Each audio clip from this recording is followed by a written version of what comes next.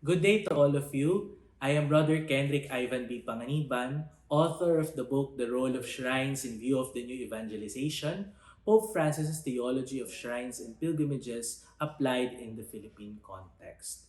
I am very happy that the UST Institute of Religion has allowed me to give this talk to you with the topic named The Pastoral Challenges and Perspectives on Shrines and Pilgrimages in the Philippines in light of the Quincentennial celebration of Christianity's Advent and the COVID-19 pandemic. Before we start, we have to understand the different situations, the pastoral situations that we are at present. As I've said a while ago, there are two events that bring light into this topic for us today. First is the 500 years of Christianity in the Philippines, and the second thing is the COVID-19 pandemic. Have been both a gracious blessing and a pastoral challenge for the Catholic Church in the Philippines. The years 2021 to 2022 comprise the climax of the 9-year preparation or journey for the new evangelization that was initiated by the Catholic Bishops' Conference of the Philippines in 2012.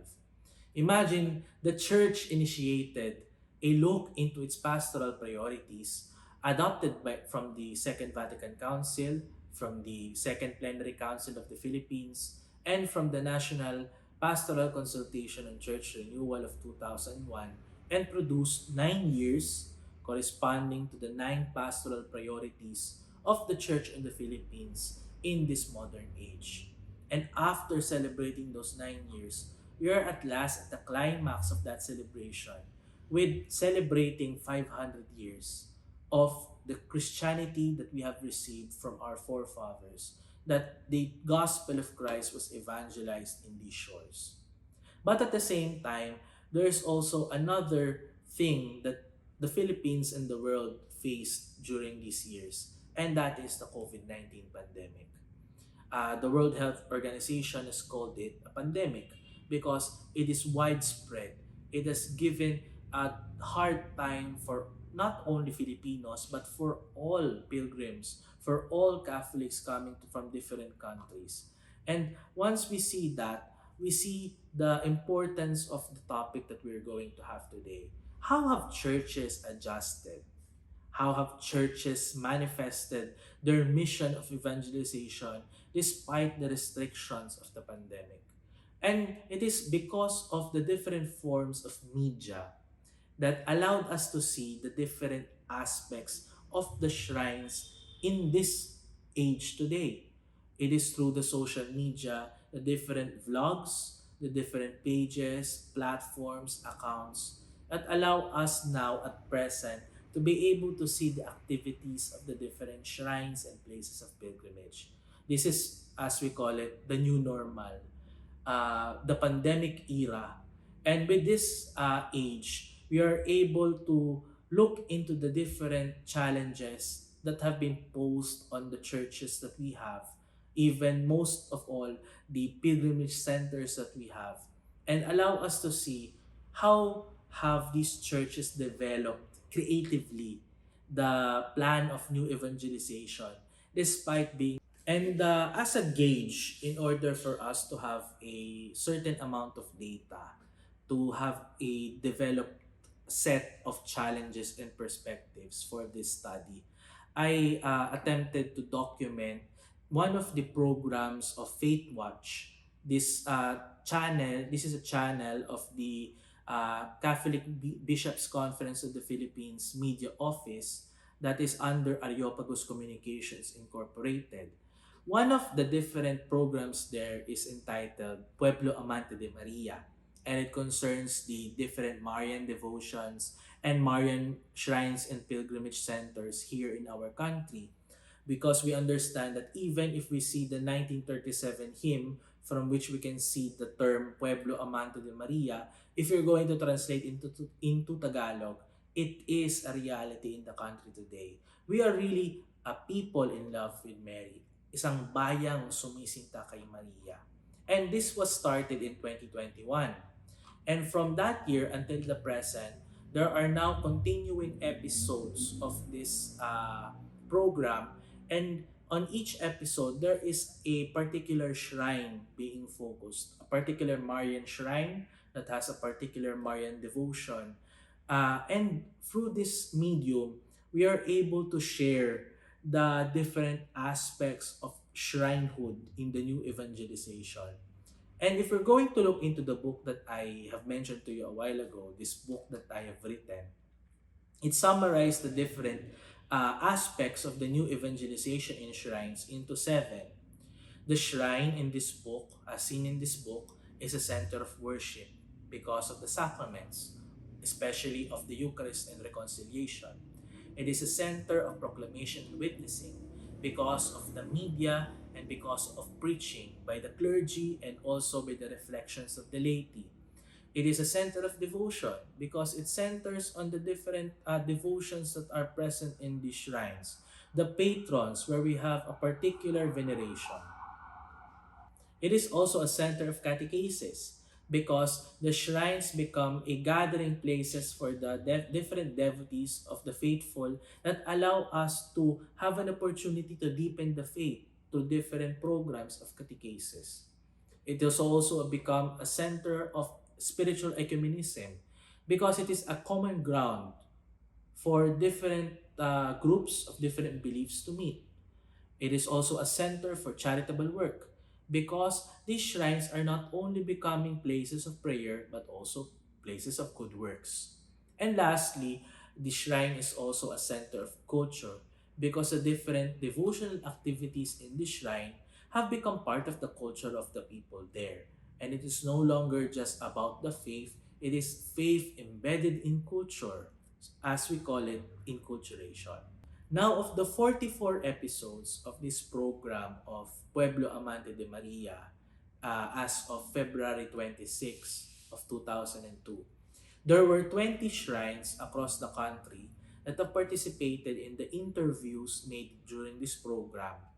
And it serves as a good sampling of the different shrines in the country because six of these interviewees are from the 20 um, because 6 of 20 minor basilicas forming 30%, 9 of 27 national shrines forming one third or 33.33%, 6 of 263 diocesan shrines or 2.28%, and 4 of the 11 affiliate churches to the papal basilicas forming 36.36% are the participants of this program. And from there, I think it would be possible for us to get a certain understanding of the different challenges and of the different perspectives of the shrine as a place of pilgrimage at this time of the pandemic.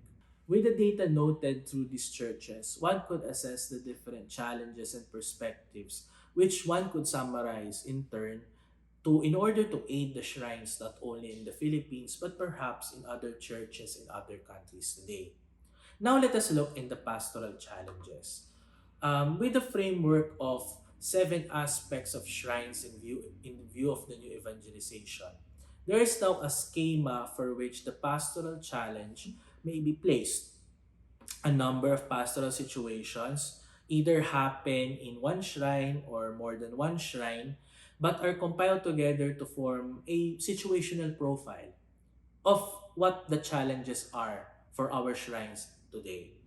So, as a center of worship, due to the COVID-19 pandemic, there have been significant decrease in number of the regular Sunday masses and even the daily masses in the shrine. This decrease in masses also affects the decrease in the number of lay liturgical ministers doing liturgical activities.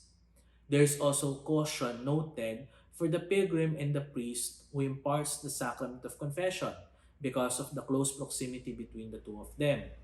And then there is the inability of pilgrims to actually come to the shrine because there is restrictions that they must only be in their homes and they cannot attend religious services.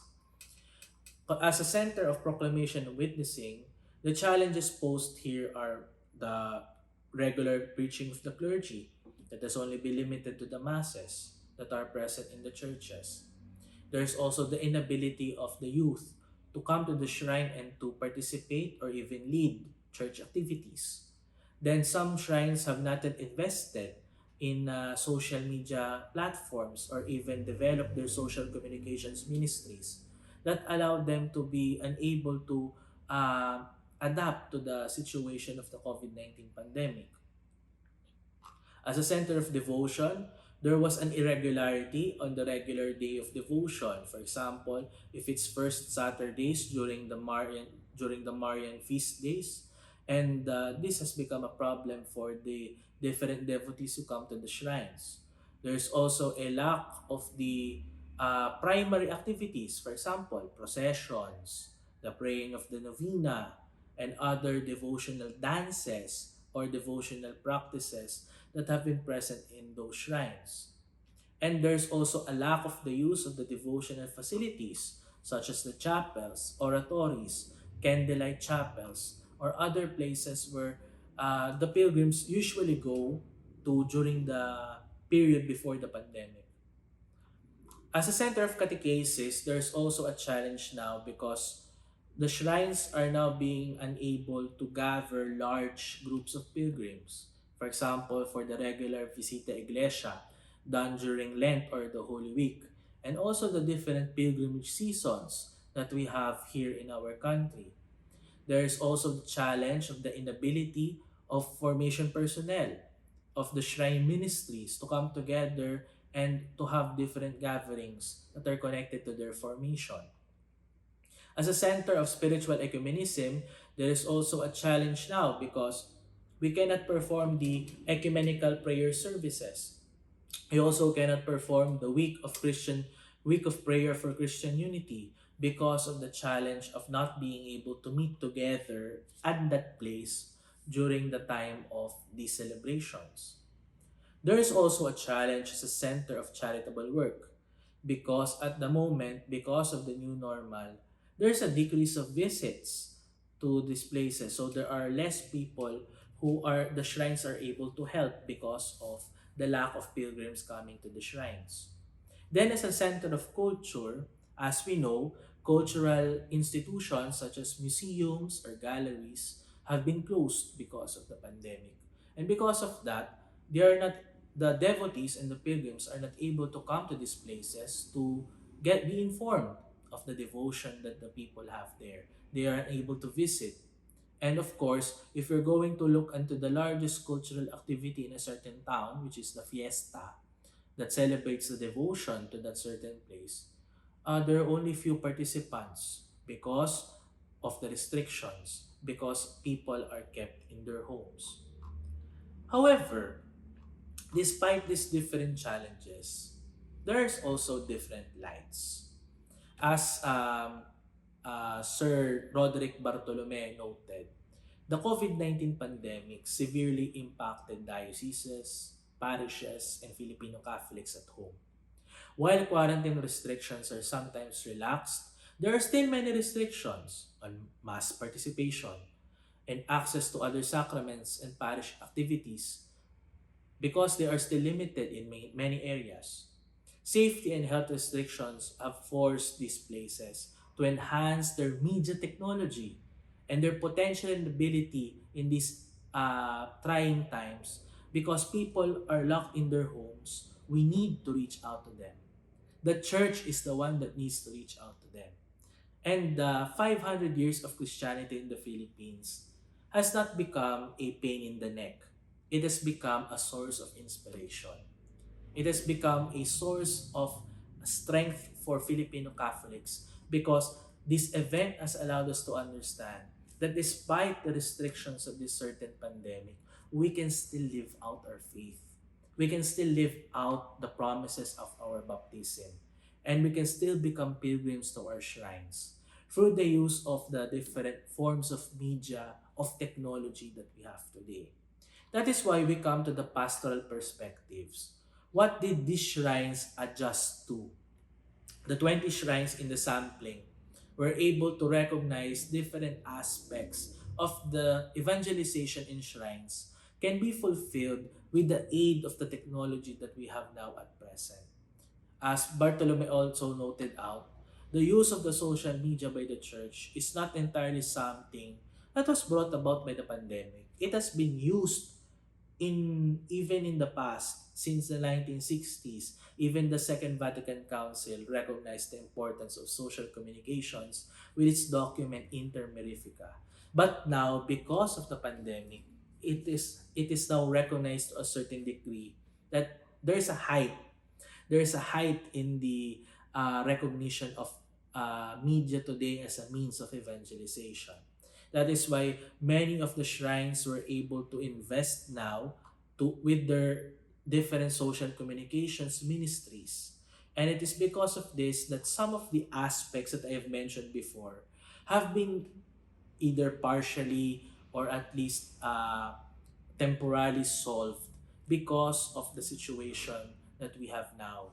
For example, as a center of worship, the shrines mention that although there are decrees in the masses that have been scheduled in the parishes, these masses in turn are now exposed in social media. There are now the live stream masses or the online masses, and that when if you are at home, you are able to receive the spiritual communion, to pray the act of spiritual communion. Then there are also participation now with the lay liturgical ministers because they have now rearranged the setup of the parish that all of the servants are able to do their basic ministerial work through the different schedules that are now being adjusted to the times of the pandemic. Confession has gradually been able to uh, Confession is gradually being done now because of the lighter restrictions that have been placed since the quarantine is being reduced. And now there are also efforts to increase the promotion of shrines in the different localities, the nearest shrine to you, so that it will be the new focus of our pilgrimage experience. As a center of proclamation and witnessing, the new perspectives come about with with more programs now for the priests. Because of the availability of social media, our clergy can now do vlogs, can do different kinds of programs that are able to evangelize the people. And Pueblo Amante de Maria is one of these programs that was born out of this basic need for evangelization in social media today. Then, because of this, the youth of the shrines are able to participate because most of them are also part of the social communications ministries. And this focus that have been given in the ministry of the media has allowed the youth to have a active, very, very active participation in the life of the faith in their particular shrine or their particular pilgrimage place. Then, as a center of devotion, some of the confraternities or the ministries that our shrines have are now being able to have again their days of devotion by live streaming them online in the pages. So even those devotees who cannot come to the churches because of old age, because of fear that they might get sick, can still participate in the devotions through their own virtual participation in the social media platforms. Although there are also processions that are not yet allowed, or there are also activities that are not yet allowed, the coming months that have passed by have seen a decrease in the number of cases, and this has allowed certain types of religious activities such as these processions to be done in small scale. And also there are also the motorcades wherein the patron is being brought to the different places in that town or in that city. So because of the use of technology now, the devotion can still be continued even if you are not inside the shrine. Then, as a center of catechesis, the pilgrims are now being able to meet online as a group. Pilgrims can now perform congresses or conferences even if they are at their homes, with the shrine as the main propagator of these programs. Then, as a center of charitable work, the shrines themselves no longer become the places where the people go to. It is now the shrines that are going outside. They're now the ones reaching out to the devotees at home through their different programs, the community pantries, the mobile clinics, and the different medical missions that are present now in the programs of our shrines. Then, as a center of culture, although there is still a decrease in the fiesta activities, the available fiesta activities can now be witnessed online, or you can join them while it is being live streamed.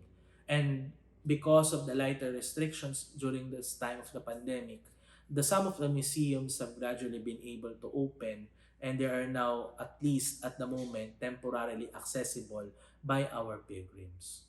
As I said a while ago, these solutions may be considered as wholesome or partial given the circumstances.